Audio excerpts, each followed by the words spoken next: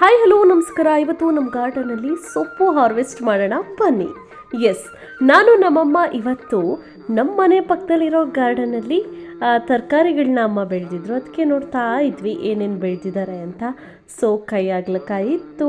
ಅದಾದಮೇಲೆ ಸೊಪ್ಪು ಅಂತಂದರೆ ಇದಕ್ಕೆ ನಾವು ಗಣಿಕೆ ಸೊಪ್ಪು ಅಂತ ಹೇಳ್ತೀವಿ. ನಿಮ್ಮ ಸೈಡ್ ಏನು ಹೇಳ್ತಾರೆ ಗೊತ್ತಿಲ್ಲ. ಆ್ಯಂಡ್ ಬೀನ್ಸ್ ಜೊತೆಗೆ ಈ ಮೊಟ್ಟೆಕಾಳು ಅಂತ ನಮ್ಮ ಸೈಡ್ ಹೇಳ್ತಾರೆ. ನಿಮ್ಮ ಸೈಡ್ ಏನು ಹೇಳ್ತಾರೆ ಕಮೆಂಟ್ ಮಾಡಿ. ಎಲ್ಲವನ್ನು ಕೂಡ ಅಮ್ಮ ಬೆಳೆದಿದ್ದಾರೆ. ಅದಕ್ಕೆ ಅಮ್ಮಂಗೆ ತಮಾಷೆ ಮಾಡ್ತಿದ್ದೆ, ನಿಮ್ಮ ಗಾರ್ಡನಲ್ಲಿ ಇನ್ನೂ ಏನೇನಿದೆ ತೋರಿಸು ಅಂತ. ಸೊ ನನ್ನ ಅಕ್ಕ ಬೆಂಗಳೂರು ಹೋಗೋಳಿದ್ಲು, ಹಾಗಾಗಿ ಸೊಪ್ಪುಗಳನ್ನ ಕಲೆಕ್ಟ್ ಮಾಡ್ತಾ ಇದ್ವಿ. ಜೊತೆಗೆ ಅಮ್ಮ ಬೆಳೆದಿರೋ ಸ್ವೀಟ್ ಆಗಿರುವಂತಹ ಸ್ಟ್ರಾಬೆರಿ ಕೂಡ ಹಾರ್ವೆಸ್ಟಿಗೆ ಸಿಕ್ತು.